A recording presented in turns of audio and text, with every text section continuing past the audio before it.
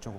बिल्कुल जुनैद, जिस तरह आपने भी बताया कि मुकम्मल उसका प्लान था। सबसे पहले हम अपने नाजरीन को इसकी अपडेट बता देते हैं कि जब मुलज़मा ने इकबाल जुर्म किया और पता चल गया कि उसी ने कत्ल किया है तीनों बच्चों को, तो उसके बावजूद उसके खावंद ने ये कहा कि मैं कार्रवाई नहीं करवाना चाहता।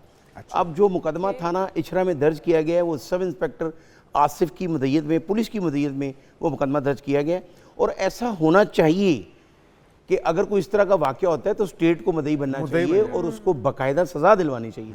अभी कुछ देर पहले तीनों लाशें जो हैं वो पोस्टमार्टम के बाद वर्सा के हवाले की गई हैं और वर्सा जो हैं वो उसको जंग लेकर जा रहे हैं अपने आबाई गाँव में, वहाँ पे नमाज जनाजा होगा और वहीं उनकी तदफीन होगी। ये भी नाजरीन के लिए ताज़ा तरीन अपडेट थी। और जो प्लान किया उस खातून ने, रिदा फातिमा जिसका नाम है, जुनैद, ये सोचने वाली बात है कि वो उसने जो बयान दिया है डीएजी इन्वेस्टिगेशन ज़ीशान रज़ा को, वहाँ उसने कहा जी मैंने पहले ये प्लान किया था कि मैं खुदकुशी कर लूँ, फिर मैंने प्लान किया कि मैं अपने शौहर को कत्ल कर दूँ, फिर मैंने कहा कि नहीं मैं तीनों बच्चों को मार देती हूँ और फिर मैं अपनी पसंद की शादी कर लूँगी।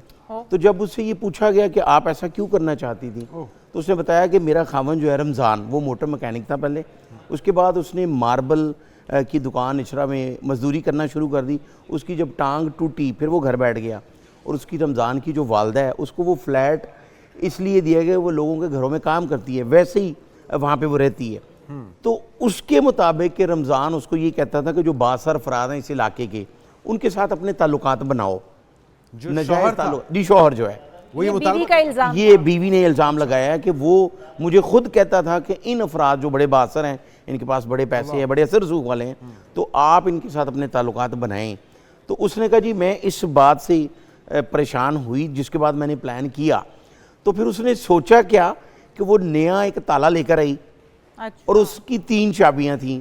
उसका प्लान ये था कि एक चचा और दादी जो हैं वो घर में आते हैं, एक एक चाबी खुद उनको दे दी। उसका प्लान था कि मैं अगर बच्चों को कत्ल करूंगी तो उनको ताला लगा के तो फिर मैं बाहर जाऊंगी। तो ये प्लान कितने रोज पहले बनाया, ये ताला चेंज करना? और ताला वो लेके आई और वो 3 चाबियां जो है एक दादी को दे दी, एक चचा को और एक अपने पास। पहले ये चंद रोज पहले। अच्छा। और एक छुरी जो उसने इस्तेमाल की है, जो फोरेंसिक टीमों ने अपने पास, एक वो बाजार से लेके आई है, जो आला कत्ल है, और उस पे उसके निशान जो है वो भी मिल गए हैं किस खातून के।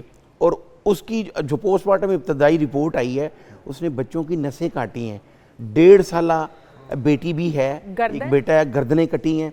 और जो पोस्टमार्टम रिपोर्ट है इब्तदाई, उसमें एक एक बच्चे के बॉडी पे जो है वो 8-8 निशान है, कट जो लगाए गए हैं। तो वो इतना ब्रूटल तरीके से उसने कत्ल किया। फिर जब उससे पूछा गया तो उसने यही कहा कि जब मेरा खामन मुझे ये कह रहा था कि खामन को क्यों नहीं मारा, बच्चों को क्यों मारा?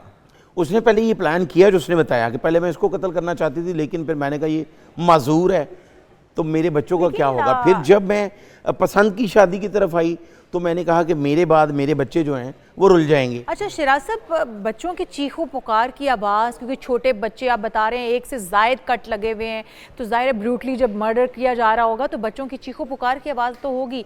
तो अहले मोहल्ला, कोई नीचे वाले फ्लोर पे, ऊपर, आगे पीछे कोई तो होगा, किसी को पता नहीं चला? कानून इशाल, आपका बड़ा ही अच्छा सवाल है, बहुत ही अच्छा रिलेट किया आपने। जब हम सबसे पहले गए हैं, ये एक न्यूज़ पे हमने ब्रेक की तीनों बच्चों की, तो यही सवाल मैंने मोहल्लादारों से पूछा।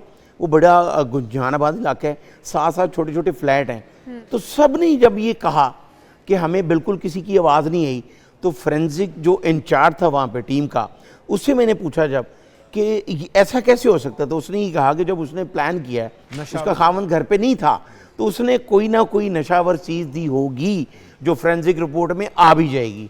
अब वहाँ पे मवाद भिजवा दिया गया, तो ज़्यादातर चांसेस यही हैं कि उसने पहले बच्चों को बेहोश किया और उसके बाद जो 2 छुरियाँ जिस पे दोनों पे उसके निशान मौजूद हैं, और उसने वो तीनों बच्चों को बारी बारी जो है वो कत्ल किया।